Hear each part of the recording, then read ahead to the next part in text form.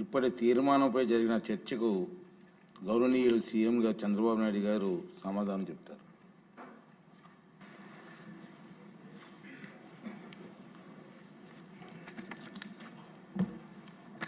అధ్యక్ష,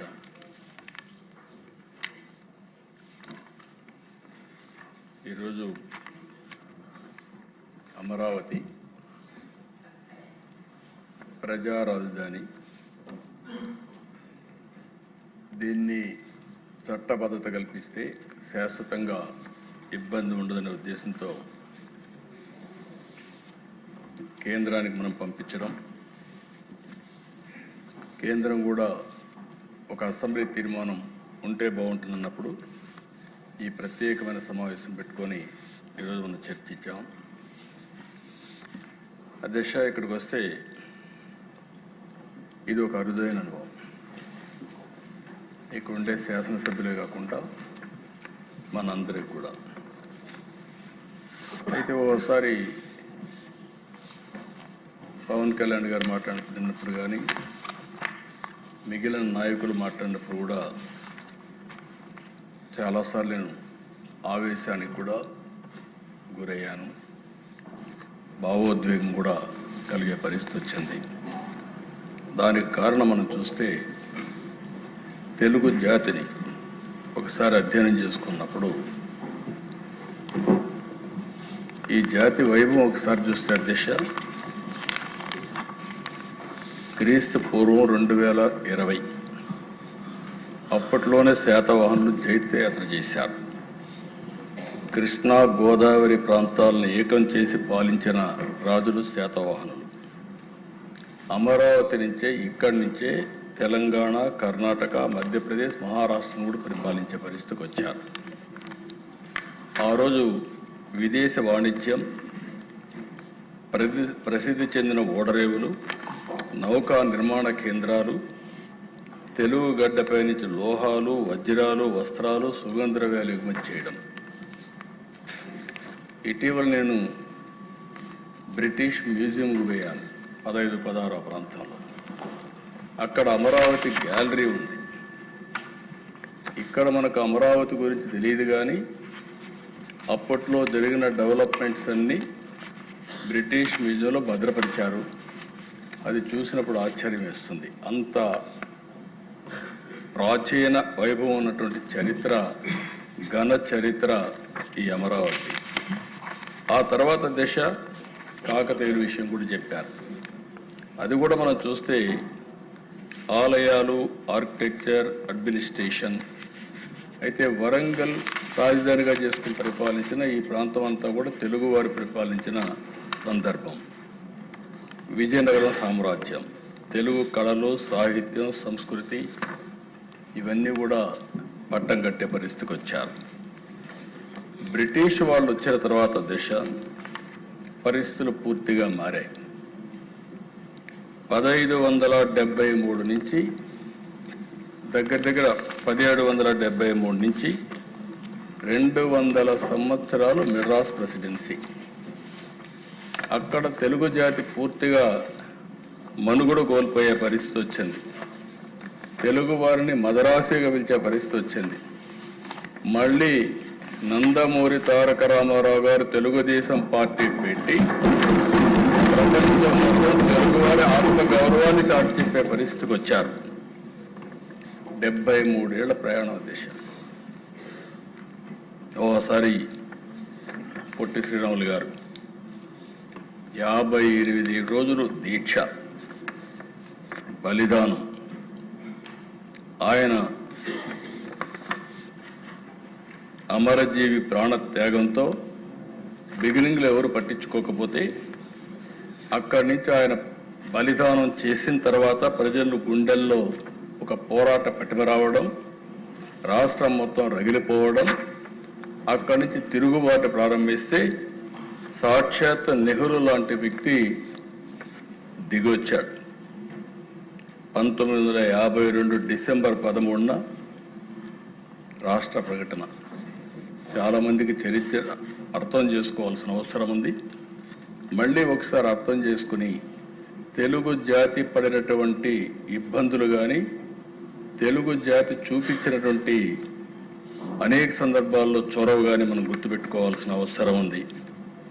అయితే అధ్యక్ష, ఒకసారి చరిత్ర చూస్తే 1953 అక్టోబర్ 1వ తేదీన ఆ రోజు విజయవాడకు వచ్చి ఉంటే, ఈ 13 జిల్లాలకు సెంటర్ ప్లేస్ కాబట్టి ఈ 73 సంవత్సరాల్లో ఏ విధంగా ఉండేదో ఒక్కసారి ఊహించుకుంటే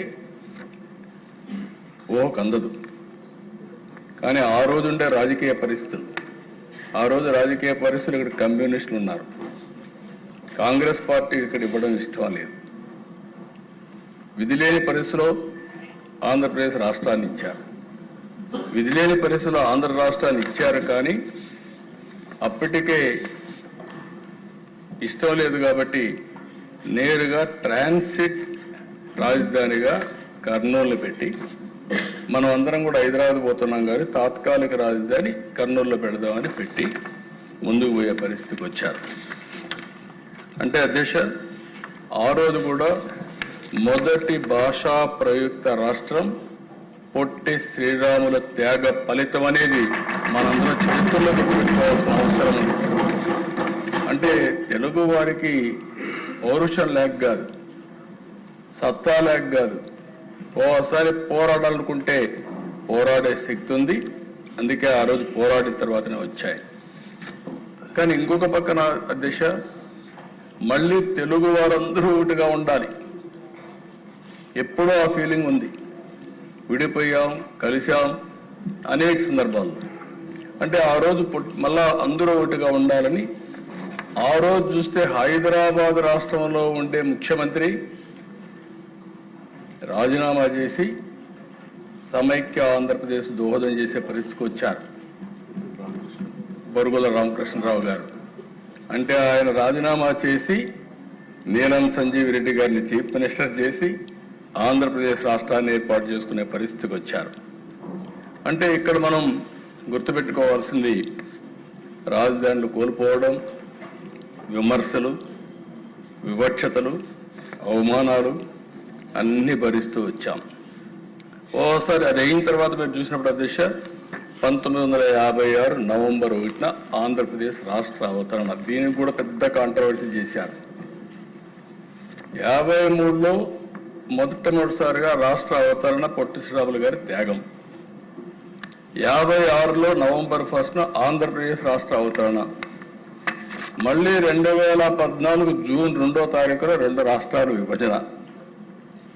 ఏ రోజు జరపాలి ఆంధ్ర రాష్ట్ర అవతరణ అంటే దీనికి సమాధానం లేకపోతే అందరూ ఇది చేస్తామంటే కాదు అని మనం చెప్పే పరిస్థితికి వచ్చాం. అందుకే మొన్న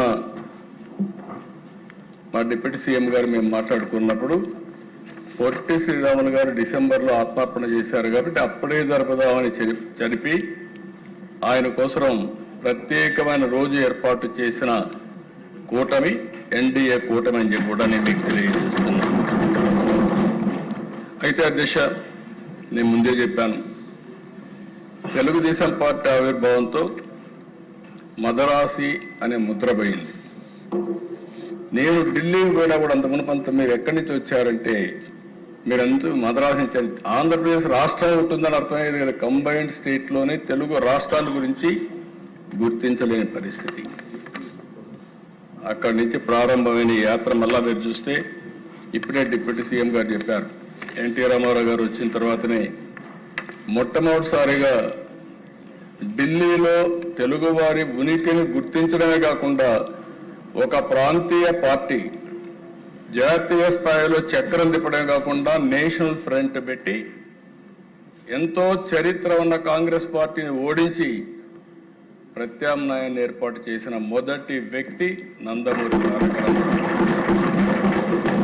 ప్రధాన ప్రతిపక్ష రోల్ కూడా ప్లే చేసే పరిస్థితికి వచ్చాం అధ్యక్ష. సంక్షేమం అవన్నీ నేను అవన్నీ చెప్పడం లేదు అధ్యక్ష. ఇప్పుడు 1995లో నేను మొట్టమొదటిసారిగా ముఖ్యమంత్రి అయ్యాను. అనేక సవాళ్ళు, అనేక సమస్యలు వచ్చాయి. ఇప్పుడే మా మిత్రులు చెప్పినట్టు ఎవరు ఊహించలేదు, హైదరాబాదుకు పశ్చిమ వైపు ఉంటుంది సైబరాబాద్. ఎప్పుడు కూడా సిటీ డెవలప్, ఇప్పుడు కూడా చెప్పారు నజీర్ వీళ్ళంతా, సౌత్ ఈస్ట్లో ఎక్కువ పెరుగుతుంది, అదే మరి వెస్ట్లో పెరగదని. ఇది ఆనవాయితీ కూడా, వాస్తు కూడా అని.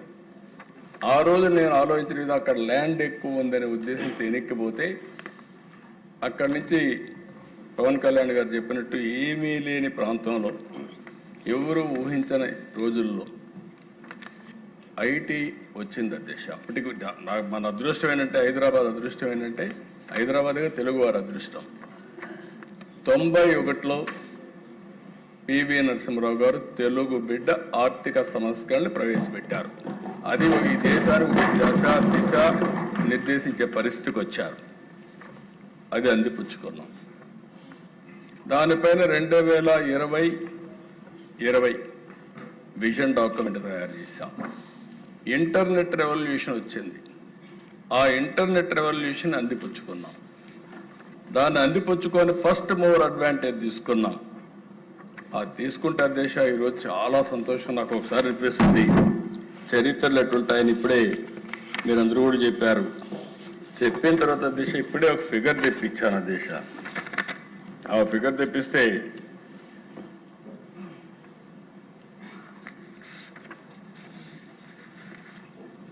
ఈరోజు హైదరాబాద్ అధ్యక్ష 24-25 మా వాళ్ళని లెక్కలేమంటే ఇచ్చారు. ఈ లెక్కలు చూసినప్పుడు Hyderabad state owns revenue receipts 1,40,771 కోట్లు. మొత్తం తెలంగాణ రాష్ట్రం. ఇందులో 75% హైదరాబాద్ నుంచి వస్తుందని, హైదరాబాద్ రీజన్ నుంచి. అంటే 1,05,000 కోట్ల రూపాయలు ఒక్క హైదరాబాద్ రీజన్ నుంచి తెలంగాణకు ఆదాయం.